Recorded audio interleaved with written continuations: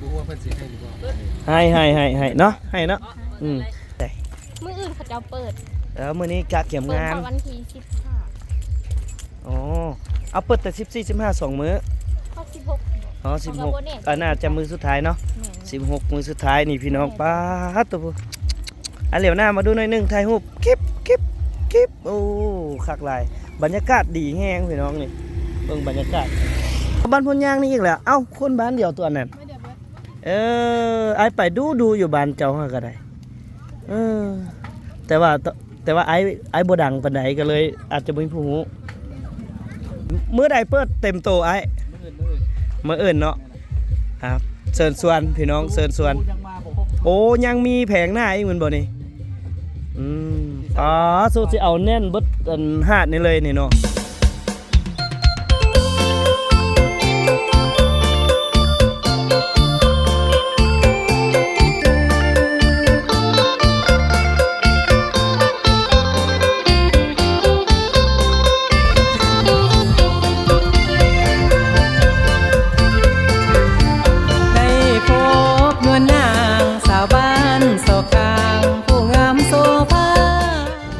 สบายดีท่านผู้ชมพบกับบ่เตคำนากายมื้อนี้บ่เตคำก็จะเอาบรรยากาศพี่น้องการกะเกียมงานสงกรานต์ประจำปี 2025อยู่ที่แขวงขมวนโดยเฉพาะแม่นเมืองยมราชเนาะตอนนี้ก็กำลังกะเกียมจุดนี้บ่เตคำอยู่ที่บ้านกระจามน้อยเนาะพี่น้องเนาะซึ่งการกะเกียมบุญสงกรานต์หรือว่าบุญปีใหม่ตามประเพณีของทุกๆปีสปป.ลาวเขาก็จัดงานสงกรานต์พี่น้องแต่ว่าบรรยากาศการเที่ยวงานก็สิแตกต่างจากสถานที่อื่นเนาะเพราะว่าอยู่ในสปป.ลาวเฮานี้ส่วนใหญ่แล้วเพิ่นจะเน้นจัดสถานที่ท่องเที่ยวจัดบุญสงกรานต์นี้ขึ้นอยู่ตามธรรมชาติตามทุ่งไร่ทุ่งนาบ่ว่าจะเป็นห้วยหนองคลองบึงลักษณะแบบนี้เนาะโดยเฉพาะอยู่เมืองอยู่แขวงขมวนเพิ่นจะจัดอยู่ที่แม่น้ำลำเซเนาะซึ่งบรรยากาศจะเป็นอะไรนั้นฝากท่านผู้ชมติดตามรับชมไปพร้อมๆกับเบาเตียงคำได้เลย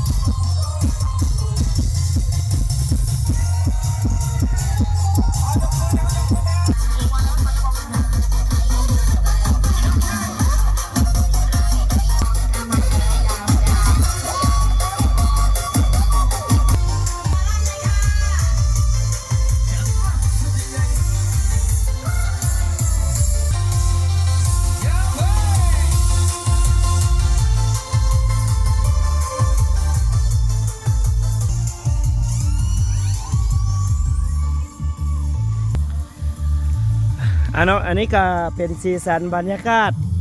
ช่วงสงกรานต์ที่สปป.ลาวเนาะพี่น้องโดยเฉพาะแม่นจุดเริ่มต้นของบ่อเตียงคำมาในมื้อนี้แม่นบ้านกระจามน้อยพี่น้องเพิ่นก็ถือว่ากะเกียมจัดงานเทศกาลสงกรานต์เนาะอันนี้ก็เป็นเดือนเมษาเทศกาลสงกรานต์มาฮอดแล้วพี่น้องเดี๋ยวเฮาพี่นี้เดี๋ยวพวกเฮาจะเลาะเบิ่งการกะเกียมเปิดงานเทศกาลสงกรานต์ของสปป.ลาวเพราะว่าจะม่วนซื่นหรือว่าบรรยากาศจะเป็นอะไรเดียวรอติดตามเบิ่งอันนี้คืออยู่ที่บ้านกระจามน้อยพี่น้องหลังจากที่เขาออกจากกระจามน้อยนี่เขาก็สิไปอีลานนาทานเนาะไปเบิ่งว่าอยู่สปป.ลาวเขาลงลิ้นสงกรานต์เพิ่นลิ้นแบบใดไปแบบใดเนาะวัฒนธรรมการลิ้นการเที่ยวสงกรานต์อยู่สปป.ลาวเขาจะมีบรรยากาศเป็นแบบใดเดี๋ยวเขาติดตามเบิ่งนำกันเนาะเดี๋ยวเขาออกจากจุดนี้บ้านกระจามน้อยเพื่อจะเดินทางไปบ้านนาทานเนาะไปเบิ่งว่าเขาลิ้นอะไรเนาะเดี๋ยวติดตามแล้วกันจุดนี้จะเป็นจุดฝากรถจุดนี้จะเป็นจุดฝากรถไปเป็นจุดฝากรถทางนั้นก็จะเป็นงานเนาะเพื่อนจะมาขายเครื่องเป็นแถวไปตามนี่แหละพี่น้องเอ้ยแล้วก็ลงไปพูดก็จะมีหาดเนาะ สำหรับอยู่สปปลาวเฮานี่ส่วนใหญ่แล้วแม่นเขาเจ้าจะเอาดนตรีลงหาดแล้วก็อยู่ห้วยตามธรรมชาตินะส่วนใหญ่มันอยู่ห้วยตามธรรมชาติเนาะเขาเจ้าสิบ่ได้เฮ็ดเป็นส่วนใหญ่เนาะอยู่ชนบทจะบ่ได้เฮ็ดเป็นบูธเป็นอีหยังตามในเมืองแต่ว่าในเมืองเขาเจ้าก็เล่นอีกแบบหนึงแต่อยู่เขตชนบทนี่เขาเจ้าสิส่วนใหญ่ลงหาดธรรมชาติหลายกว่า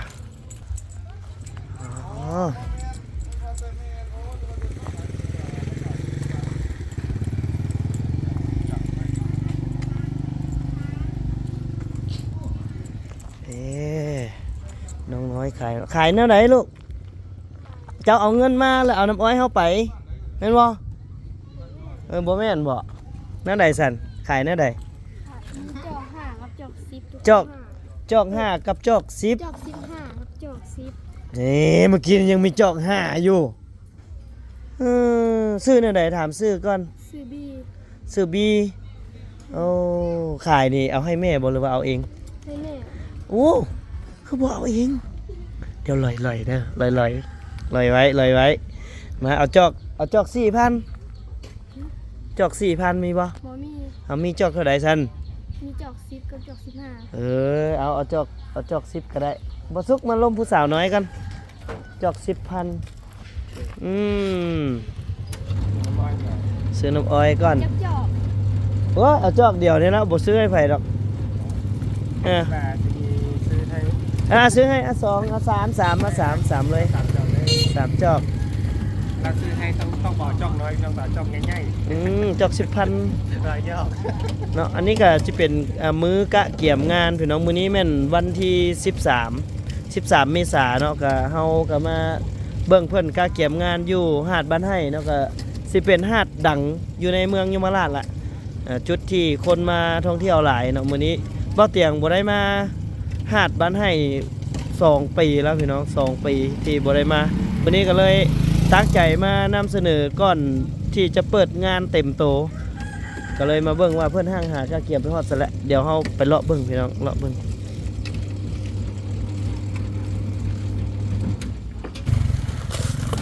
ขายจักมื้อแล้วน้อง ขายมื้อเดียวขายมื้อนี้ หากะเริ่มมื้อนี้ได้จักจอกแล้ว ขายประมาณ9จอก โอ้แสดงว่าตัวนี้นี่ให้บ่เตียงฟรีเนาะ คนไว้ บ่ได้ติแม่นับจอกอยู่บ่แม่นับจอกอยู่ นับ โอ้นับตลอดอีก โอ้แสดงว่าตัวบ่ได้เนาะโกงบ่ได้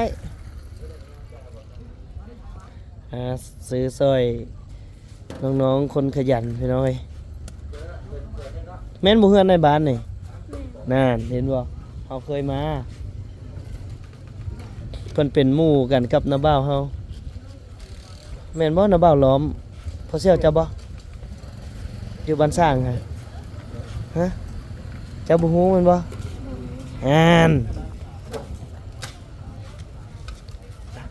เดี๋ยวซื้อน้ำอ้อยซอยน้องเพิ่นก่อนหาดบ้านไห้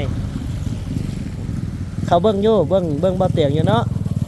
คักบ่รายการบ่เตียงคักบ่ม่วนอยู่บ่ ม่วนอยู่ ม่วนอยู่เนาะมีผู้สาวหลายๆอีกแม่นบ่บัดใหญ่มาเลยมาเป็นนางเอก2ไอเตียงคำเด้อ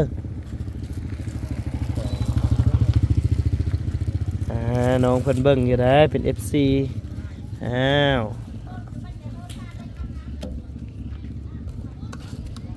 เอาบ่มุกมาเอาเดี๋ยวอีลาหูบอกว่างานนี้นี่เพิ่นสิจัดฮอดมื้อใด พอวันที่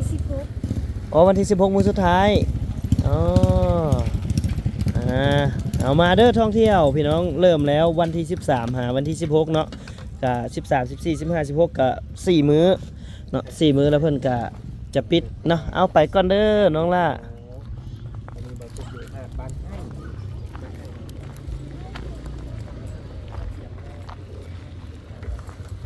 เดี๋ยวเราเพิ่นกะเกี่ยมงานแล้วคนยังบ่ทันหลายหรอกพี่น้องนี่คือการเริ่มกะเกี่ยมที่จะเปิดเต็มโตเนาะกะเริ่มมื้อนี้แล้วพี่น้องเอ้ยวันที่14 15 16เนาะเพิ่นก็สิเปิดให้เดี๋ยวเฮาลงไปเบิ่งโหเต็มแล้วหานยังบ่หลายเนาะหานยังบ่เต็ม หารยังบ่หลายพี่อันนี่ก็มาขายก่อนได้เงินก่อนเนาะเจ้าเออไปเดี๋ยวเราเบิ่งเดี๋ยวฮอดมื้อนี่บ่เกินมื้ออื่นดอกพี่น้องหารนี่ก็สิเต็มเบิดแถวนี้นี่หารนี่แม่นแน่นเลยแหละบ่มีพื้นที่ว่างเลยแหละเนาะเพิ่นก็สิมาขายเครื่องเต็มเลย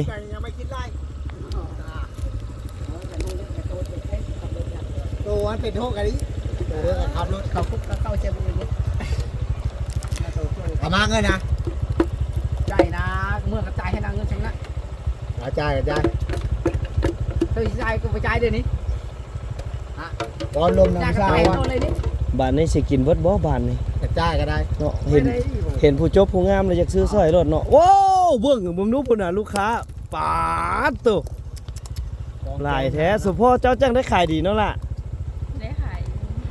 บ่ได้ขายเลยนะมีแต่ผู้บ่าวผู้เป็นอันลูกค้าเพิ่นก็ได้อ๋อตัวสาวเสื้อแดงก็ว่าดังๆเขาบ่เนี่ย เอาผู้ติดตา ปาม ด ตั ตัว ว ให้มาเวียงปาดบุหูเรา สาวเสื้อแดงบ้านให้ผาเวียงเด้อมาเบิ่งสาวเสื้อแดงมาเด้อพี่น้องมาเบิ่งสาวเสื้อแดงพี่ ไปกับ FC ผู้นึงเลย นั่น เอาผู้ติดตามนั้นเป็นได้แค่ผู้ติดตามละ เด้อบ่ ตายใจดอก เพจได้แต่ผู้ติดตาม เป็นกายว าสนาเขาเนาะ วาส อื นมาเอามาเบิ่งสาวเสื้อแดงมาโอ้หลายซองอีหลีมาวันนี้อันนี้ซองไอ้เตียงคำหน้ากาย ปาดเฮากับหูยาวไอ้ เนาะ แม่เขามักเป็น เฮายังถ่ายหูคู่บ่มีโทรศัพท์ถ่าย อันนี้เป็นสาวเสื้อแดง สาวแสดงที่โด่งดังในสื่อออนไลน์เนาะไม่เห็นตัวเป็นๆกับผู้งามปานนี้เนาะสงสัยงามได้แม่นบ่อืม สองไงเตียงข้ามไปบุหูไปเลย แม่น เอาภาษาเห็นเจ้าตัวจริงเนี่ย นั่นดือซะ เอา FC หน้า เดียว ตา เลย หน้าตาล่อคือกัน ติดตามมันอยู่ สมพอ เนาะ แหละ นี่ในไอ้ไม่เห็นตัวจริงคือในอันนั้นปะ คือในหูปเลย เคยอยู่เนาะ เอาล่อคือเดียว นั่น แม่นละป่ะไปก่อน โอ้ยมุมนี้นี่ มันคือยังหอมแก้มไว้วะเดี๋ยวอันน้องล่าซื้ออย่างสาวแสดง สื่อสาย ซื้อทรายอายซื้อยิง เดี๋ยวอุดหนุนน้องๆเลยเด้ออุดหนุนน้องเลยเด้อแต่ว่าล่มซะก่อนมาขายอย่างเมืองแล้วล่ะ ห้องขายโดดแล้ว ขายอยู่นี่ไหน เดือนสาม ขายอยู่นี่เห็นไหมขายประจำเลยเอาแสดงว่าบ้านน้องอยู่นี่ แม่น ให้เพิ่นยิ้มแล้วก็นู่นเจ้าบ้านน่ะ เงินจะใส่ อยู่หลัง ไอ้เคยเข้าไปถ่ายทางในฮันเธอหนึ่ง แม่น โดนเติบแล้วช่วงโควิดพุ่นน่ะช่วงโควิดพุ่น แล้ว 3 ปีกว่า ก่อนสาวทรายเนาะยังเสิร์ฟว่าสาวทราย ๆโสดแถวบอกเบิ่งนะทางหลังก็ได้เบิ่งทางหลังเลยเด้อโสดมาทางหลังเบิ่งเลยเด้อ สาวทราย เบิ่งผู้บ่าวมาเฝ้าเพื่อนพุ่นน่ะพี่น้องพุ่นน่ะผู้ใดเดี๋ยวผู้ใดเป็นแฟนแล้วนี่ก็เดี๋ยวว่าแม่นเบิดซะดอกว้าตกใจโอ้น้องทรายอยู่นี่เลยโอ้โหสิได้มาประจำซะน่ะเที่ยวมาทางนี้อยู่ตลอดเนาะน้องทรายมีเอ้ยน้องจักคนล่ะ มีน้องผู้หนึ่งเอื้อยผู้หนึ่ง3 คน อืม มันจะเพิ่มบ่ เดี๋ยวยังเฮียนอยู่บ่ไอ้ถาม บ่อันเขาออกตั้งแต่ม .4 ได้โดดแล้ว อ๋อได้เฮ็ดให้เฮ็ดนาอยู่บ่ เฮ็ด เอาบ่คนเฮ็ดให้เฮ็ดนาซอยนี่ คือมาสองคนนี้หาย สองคนนี่ ไถนาเป็นบ่ล่ะ เป็นอย่าว่าแต่ไถหน้าล่ะการกบก็เป็นพวกนี้น่ะเฮ็ดนาก็เก่งเด้ โอ้คนมีนาเนาะ อืม แต่เป็ นี่ ถ่ายนาอยู่ ไอสิแนะนำให้เด้ออันนี้เบ้าซุกอันนี้เบ้าซุกพวกค้าล่อบอกต่อบ่ได้เจ๊งอันนี้ประธานบริษัท SCG เออ สวดทั้งสองแท้เดี๋ยวขายจังไดอันนี้ จบ15 จอก15,000จัดไป3จอกอีกแล้ว สีใหญ่ เลย เอาสีแดงได้บ่ เอาน้ำห้อยด้วย สีแดง เอาสีแดงได้บ่เพราะไอ้ถามไอ้ถามอีหลี โดย สาวเสื้อแดง อันระหว่าง2คนนี่เลือกได้บ่ให้เลือกได้บ่2คนนี่ถ้าว่าเอามาถ่ายหน้าซอยนะเลือกได้บ่ ถึงเรื่อง บ่ นี้ กล้าเลือก บ่กล้าเลือกในใจอยากได้สอง เรื่องทั้งสองหายแล้ว เลือกทั้งสองเอาคน ตั้งแงมเนาะ งาม เจ้าจุกโพสาวเสื้อแดง เอาสีใด สีใดก็ได้ ตามใจน้องแต่อย่าคัดใจอ้าย ได้เปิ้นนะแซ่บนะ แซ่บเจ้าเฮ็ดละแซ่บเบิ่ล่ะแม่บ่ฮะ แม่ แม่คิงๆนี่บ่ ตายดี แม่ สบายดี สบายดี เจ้าเคยเห็นบ่เตียงเนาะแม่แล้ว มักเบิ่งคลิปเจ้าอยู่เด้อ เจ้าวันนี้เบิ่งคลิปลูกสาวตัวเองเด้อ เบิ่งคลิปตลอด เบิ่งคลิปลูกสาวเจ้าของวันนี้น้องทรายยันเพิ่นตัวเดี๋ยวถามแม่ก่อนแม่น้องทรายบ่ทันมีแฟนติดโสดบ่ บ่มี บ่มีแท้เนาะโอ้บ่มีผู้บ่าวมาลมเลย ดูจากเสื้อนะแบบผู้งามๆ ผู้งามปานนี้เนาะ ผู้บ่าวจะแบบบ่ได้อึดแน่เนาะเรื่องผู้บ่าว อืม บ่มีก็มีคือว่าเนาะผู้สาวก็ต้องมันมีก็เอิ้นผู้สาว ปลา ผู้บ่าวบ่มีเมียก็ต้องเอิ้นผู้บ่าว เฮ็ดหน้าเนาะ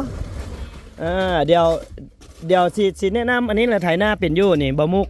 อันนั้นแหละไถนาบ่เป็นปานใดแต่ว่าถ้าได้ผู้นั้นก็สิสบายขึ้นเพิ่นสิพามาขายนาแต่ว่าได้เป็นลูกเคยละพาไม่เท่าขายนาเลย เปิดเก็บ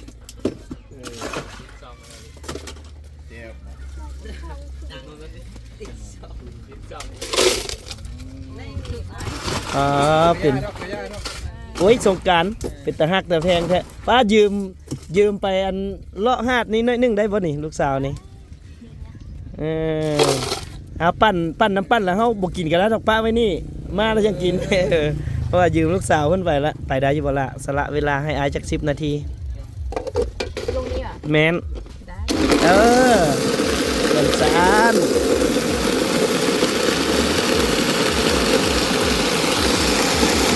ลูกคนบักไฟเนี่ย เอาไว้แล้วจังเอา โตได้มา ก็ได้มาตั้งเงินเนาะเพื่อติดต่อหาเพื่อนแต่บ่ฮู้ว่าเพิ่นสิให้หรือบ่ ให้เนาะให้เนาะอันนี้จอกนี่ป้านี่ก็ได้บ่ ปานนี้ไปเดี๋ยวให้น้องทรายให้ยืมตัวลูกสาวหน่อยหนึงเด้อยืมตัวลูกสาวหน่อยหนึงไป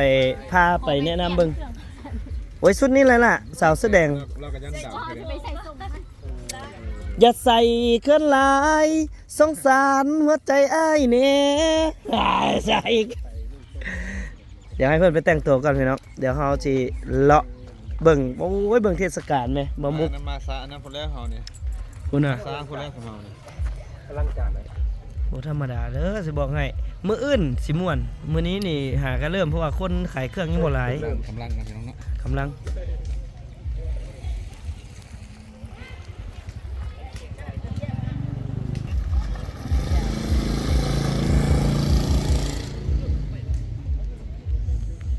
แหน่มาแล้วน้องสาวกันมาแล้ว ไปแป้งร่างมาแล้ว โอ้สวยแบบน่าฮักสไตล์สาวบ้านๆเมื่อหน้าแหละใส่สินแต้มเอาเนาะ นุ่งสินแต้มเอา นุ่งสีแดงนุ่งบ่เป็น ม นะนุ่งสินแบบมีขอเกาะได้อยู่ อ๋ออาเชิญชวนแขกมาเล่นแน่มาเล่นบ้านแน่ว่า เขาอินหาดบ้านให้ มื้อใดหามื้อใด มื้ออื่นเขาจะเปิด แล้วมื้อนี้กะเกี่ยม เปิด งาน วันที่15 อ๋อเอาเปิดแต่14 15 2มื้อ ข้อ16 อ๋อ16ก็น่าจะมื้อสุดท้ายเนาะ แม่น 16มื้อสุดท้ายนี่พี่น้องป้าดตัวผู้อันเหลียวหน้ามาดูหน่อยหนึงถ่ายรูปคลิปโอ้คักหลายบรรยากาศดีแฮงพี่น้องนี่เบิ่งบรรยากาศดีแฮงเลยเนาะเดี๋ยวให้น้องทรายพาจังหน่อยว่าเป็นผู้ชายนะน้องทรายว่าซั่น น้องเพิ่นชื่อทรายเดี๋ยวให้เพิ่น ผู้ทรายอันนี้ ขี้ทรายเนาะ แม่น อ่า โมเมนต์ผู้ทรายสื่อทรายเป็นดินทรายอันนี้ แต่ว่ามื้ออื่นเพิ่นเปิดงานวงดนตรีจังมาน้อง คำเจริญสุข คำเจริญสุขมาจากไสฮู้บ่บ่ฮู้เนาะเอาจังไดกะมาเล่นจักมื้อหากลับมาน้องๆเดี๋ยวมื้อวันที่14 15 16นี่แฮงสิม่วนพี่น้องเอ้ยเพราะว่าคนมาขายเครื่องก็สิเต็มแถวนี้เนาะก็เสียงตู้เสียงเพลงก็สิดังคือคืนมื้อนี้มาอัปเดตให้พี่ให้น้องในการกะเก็บงานหาดบันไห้เนาะก็ถือว่าเป็นการโปรโมทเป็นการเซิร์ชในคลิปบ่ต้องคำนักไก่เลยเนาะให้พี่น้องได้เห็นว่าเพิ่นกะเกี่ยมถือว่าอย่าว่าได้ 100% แล้วแหละมื้ออื่นเพิ่นก็เปิดงานเนาะก็เชิญชวนเลยพ พี่น้องทางไกลไทยทางอื่นพี่น้องทางฝั่งไทยแดหรือว่าอ้อมข้างขอให้มาเนาะ งามเลยประมาณนั้น งามได้แม่เดี๋ยวเป็นตาแพงนี่เป็นตาแพงนี่แพงแบบใดหาแพงแบบใด ต้องให้เพื่อนๆกันไป สิให้เราแพงแบบใดล่ะสบายดี มาแต่ใสมาแต่บ้านใด คนยาง บ้านพลยางเอาบ่อนตาดนะบ่น้ำแห้งแล้วแม่นบ่ แข็งแรง ยามฝนเนาะบ้านเจ้าเนาะเคยเห็นบ่ไอ้ไปถ่ายคลิปอยู่บ้านเจ้าฮะบ่เตียงคำหน้าไก่เคยเห็นบ่แล้วบ่ได้ลิ้นโทรศัพท์มันบ่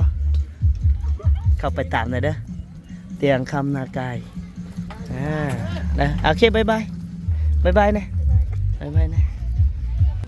เดี๋ยวมากาเกี่ยมมาเบิ่งการกาเกี่ยมนี่เบิ่งสาวๆมาเลาะมาลิ้นนี่มาแต่บ้านใดสาวผู้สาวมาแต่บ้านใด คนยาง เอาบ้านพญางนี่อีกแล้วเอ้าคนบ้านเดียวตัวนั้น ไม่เดือดเบิด ไอไปดูอยู่บ้านเจ้าฮะก็ได้แต่ว่าไอบ่ดังปานใดก็เลยอาจจะบ่มีผู้ฮู้เดี๋ยวฝากซองหน่อยเด้อน้องหยังก็น้องหยัง มีนา โอ้ไอเมษาไอซื้อเมษาอันนี้จากซองเสียงคำหน้ากายโอเคเด้อขอบใจที่ทำรายการสาวพญางเนาะ แม่ เอาอยู่บ้านอยู่บ่อาถามอีหลีเคยกับอยู่บ้านเลยบ่หรือว่าลักษณะแบบว่าไปเฮ็ดเวียกแล้วแหละหากะกลับมา มามื้อนี้มื้อนี้แต่ว่าที่จริงน้องก็ไปเฮ็ดเวียกอยู่บนอื่นแล้วมายามบ้านปีใหม่เนาะโอเคขอบใจหลายๆนี่เบิ่งบรรยากาศพี่น้องเต้นก้าเกียมงานถือว่าพร้อมที่จะให้บริการเต็มที่แล้วนี่ร้านขายพร้อมที่จะให้บริการมาเล่นมาเที่ยวได้เนาะงานจะเปิดวันที่14มื้ออื่นน้องพี่น้องจากไหนกันมาเล่นมาเที่ยว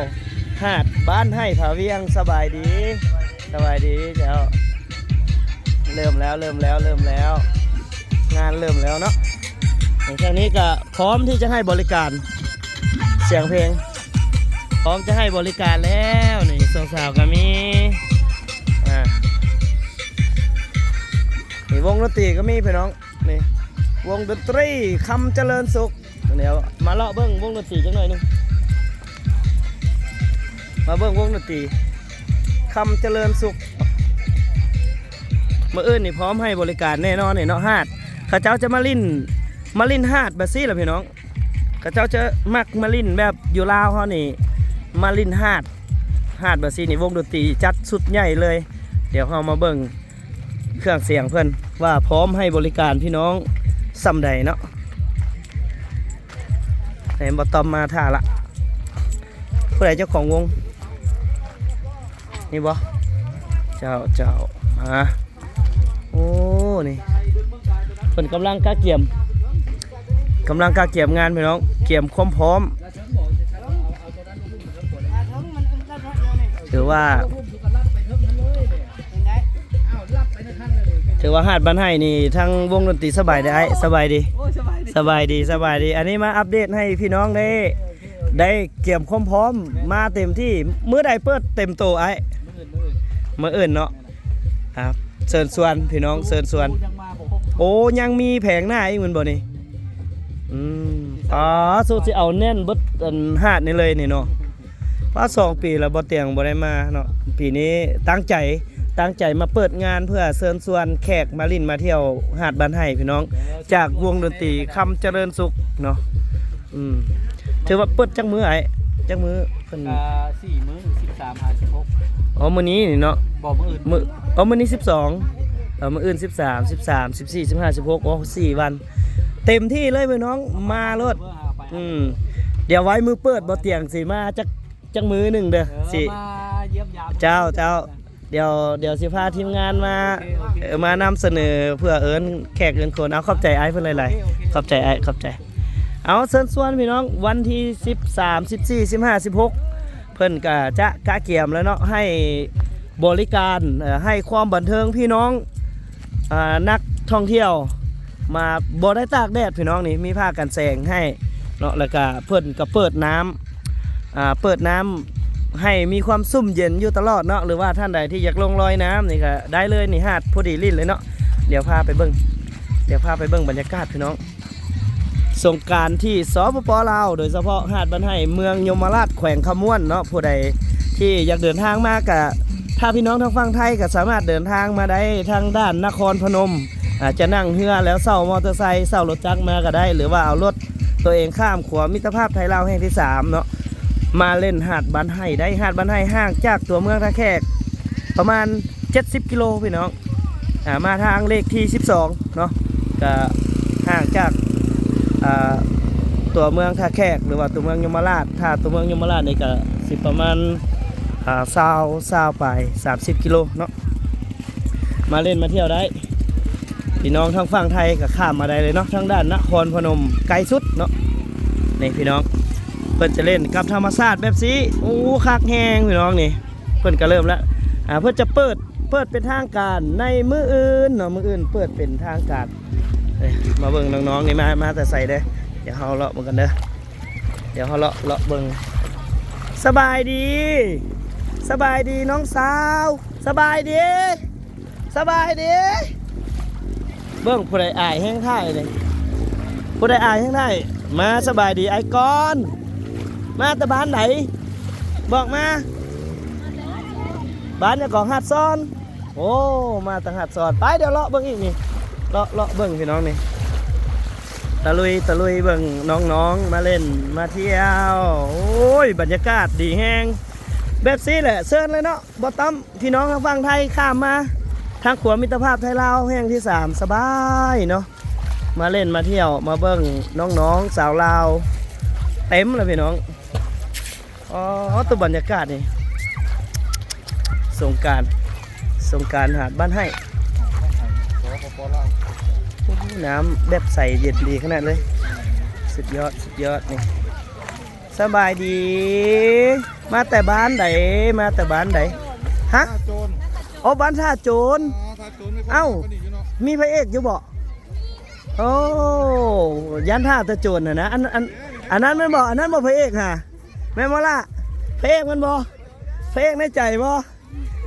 จาก2เตียงคำนากายเคยไปบ้านเจ้าอยู่หากันมาจากท่าโจรสบายดีน้องสบายดีเป็นไง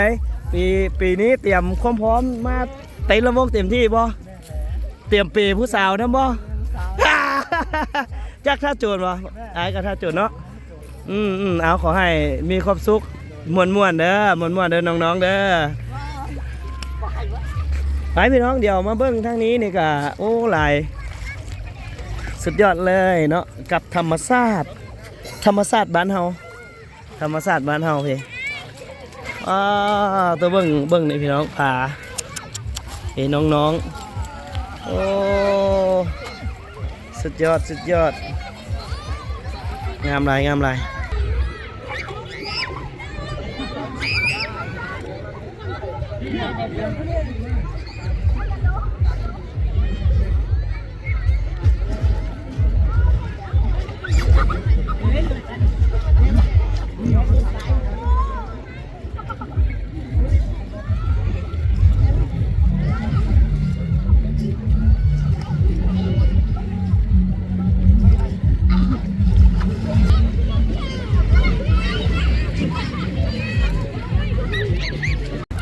ไปพี่น้องเดี๋ยวข้ามไปฝากนั้นอีกจังหน่อยนี่เขาอยากไปนั่งเบื้อง YouTube ตัวนั้น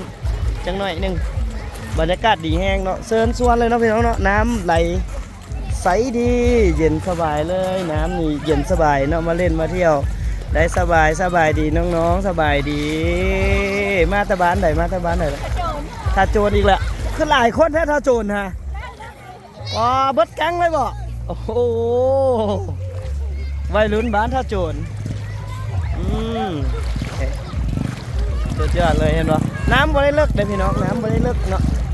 สบายเล่นแบบสบายเลยบรรยากาศโอ้คักแหง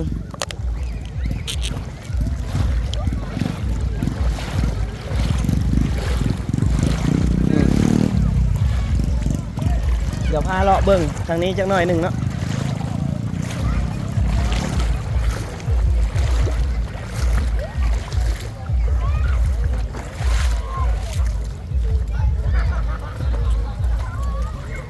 คักหลายบรรยากาศ บรรยากาศดีแห้งนี่โอ้ตูบนี้โอ้บรรยากาศดีโอ้บรรยากาศตัวนี้คือดีแท้ตูบนี่คือคักแท้ตูบนี่ว้าโตตูบนี่งามอีเลย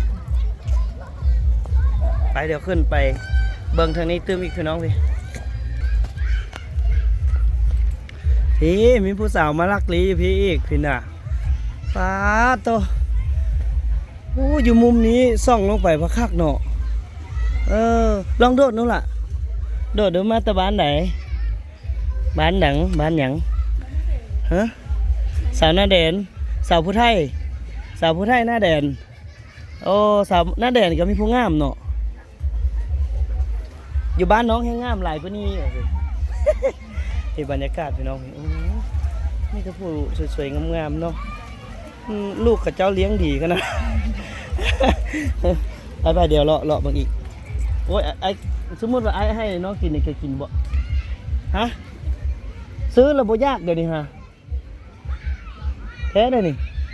ซื้อระบบยากเดี๋ยวนี้ฮะหิวมาจนเปื่อยไปเลยนี่เอาเฮาหิวมาจนเปื่อยเลยเด้อขอโทษหลายๆเฮาซื้อมาแต่พุ้นซอยน้องเพื่อนแหละเฮาหิวมาตลอดเด้อ2 เตียงคำนาไก่เด้อไอพี่น้องเดี๋ยวลงเบิ่งพี่แม่นบ่โอ FC เนาะขอบใจเด้อขอบใจหลายๆอึบโอ้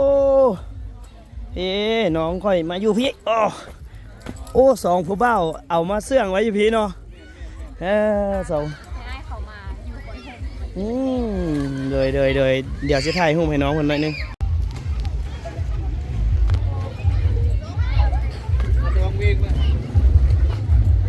ไป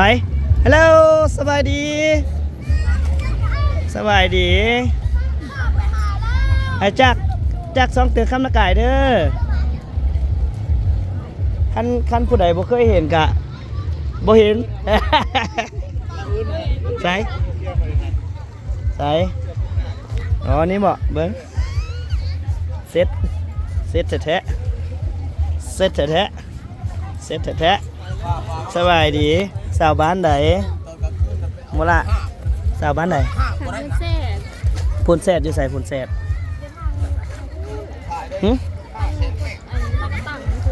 หน้ากระตัง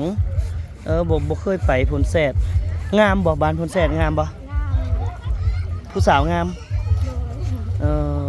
ให้ไอ้เบิ่งหน้าดีๆสาวพูนแซดมาหน่อยนึงเจ้าสาวพูนแซดเบิ่งดูเบิ่งหน้าแน่เห็นบ่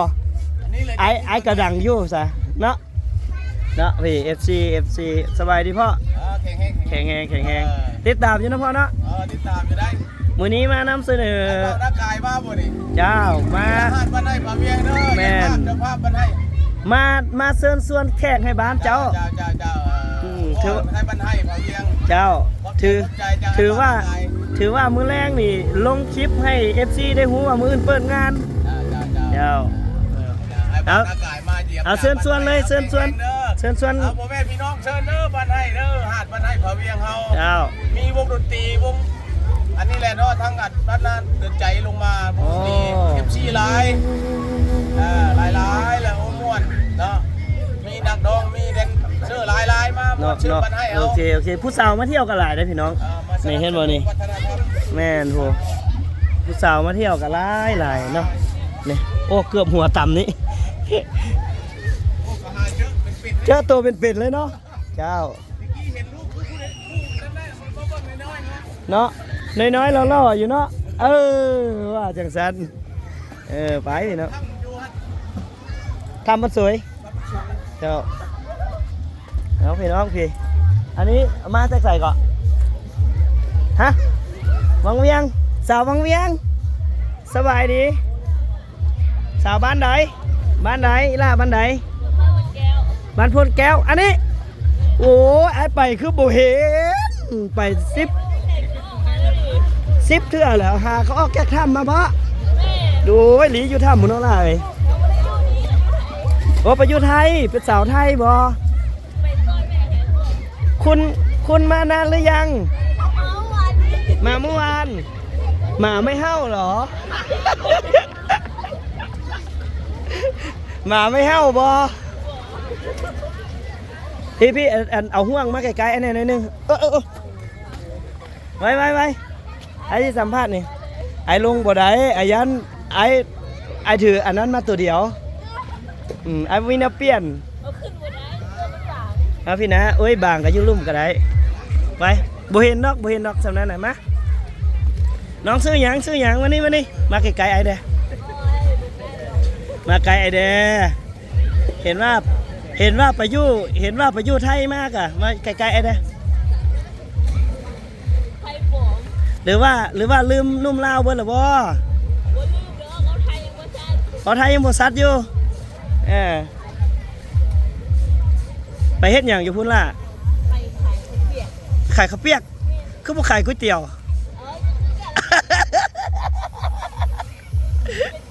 พี่น้องก็ถือว่าบรรยากาศกำลังคึกคืนเนาะกับงานก็สิเริ่มมื้ออื่นจังใดก็ฝากท่านผู้ชม FC เบาตะคำนาไก่หรือว่าผู้ใดที่เคยได้ติดตามเบาเตียง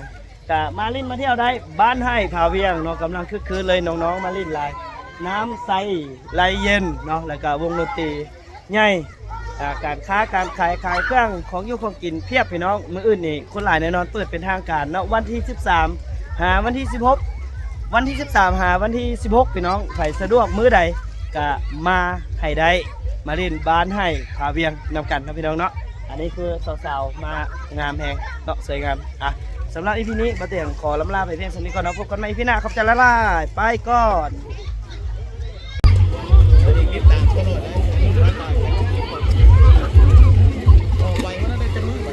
ไปใส่ไปทำมันบ้านนั้น 2 มันสวยขอพูดเป็นทางการแล้วบ่ ยัง ดีเลยเผยแพร่วัฒนธรรมลาวสังคมลาว